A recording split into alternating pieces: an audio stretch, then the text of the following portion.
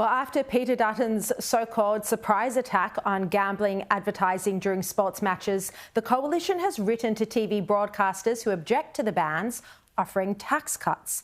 Gambling advertising accounted for about $300 million in 2022. $179 million of that went to the major broadcasters.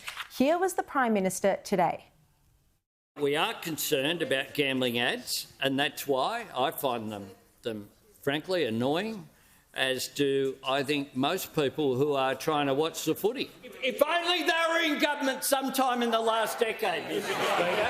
If only they'd had the opportunity to do something. The Coalition's Communications Shadow Minister David Coleman joins me now. David, thanks for your time. I mean, the Prime Minister has a good point. Why are you pushing for this reform now and not when you were in government? Well, we did make changes back in 2017, Sharri. We restricted gambling advertising in live sport quite a bit. But what we feel now very strongly is that the time for a complete ban has come. The advertising is very intrusive. Footy time should be family time. It should be a time for kids, parents, grandparents, get together, enjoy that experience. And the ads are really intrusive, and they're changing our culture in a way that isn't good for the country. And, we feel very strongly about this. Peter Dutton feels strongly about it. I feel strongly about it. We think it's the right thing to do. That's why we made that announcement. Well, they have been a source of large revenue, as we just heard, for the television broadcaster. So what tax cuts have you proposed here in the letter that you've sent to the broadcasters?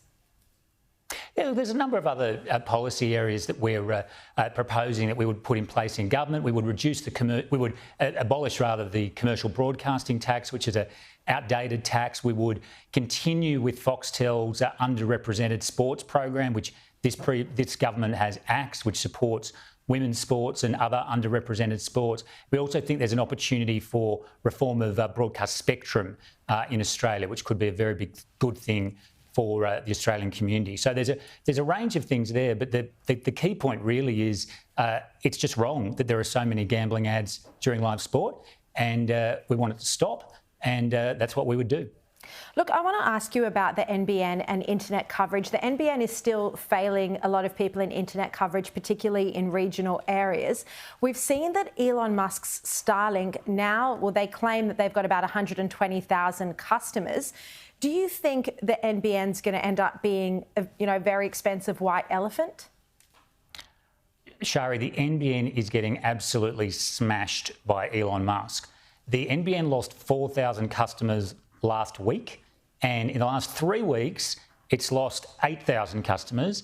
Michelle Rowland, the government minister's response is to set up a roundtable of bureaucrats. I'm sure that's got Elon Musk quaking in his boots. Really serious issues in the NBN, and you've got a minister who likes to turn up in a fluoro vest when, the NBN makes an announcement about a new site, but where's the horsepower to actually lead the NBN forward? This is a very valuable asset for Australian taxpayers, and I'm very concerned about its trajectory. And you've got a minister here who's really missing in action, and I don't think that's a good thing for the country. Again, the Labor's only been in power 1 year, so isn't this ultimately the fault of the coalition government? Well, no, not at all, because the decline in numbers has really been over the last year. And the satellite, I'll give you an example, the Elon Musk satellite service Starlink has only been rolled out across the country for about 18 months, and it's already overtaken the NBN. And the minister back in January, February, literally her response was to set up a committee to look into the policy issues. And, David, that's not going to cut it. All right, but look, we're running out of time, and I want to get on to the pork barrelling of Labor's mobile black spot program. This, of course, we've been giving extensive time to on my program. To remind viewers, this is how Labor gave funding to fix mobile black spots. 40 out of 54 areas were in Labor electorates. Look, you've been trying to do freedom of information requests to the Minister, Michelle Rowland, to find out how decisions were made to allocate funding to these 54 target locations. What's been the response? The response has been that Michelle Rowland is refusing to provide one single document.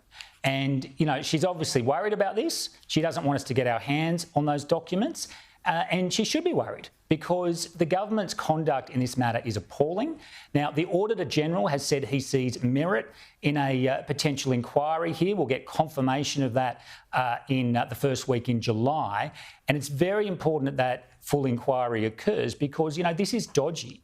And, you know, Mr Albanese was quoted many times in opposition saying that his government wouldn't allocate money based on marginal seats and so on. That's exactly what they have done here. All right. David Coleman, thank you very much for your time.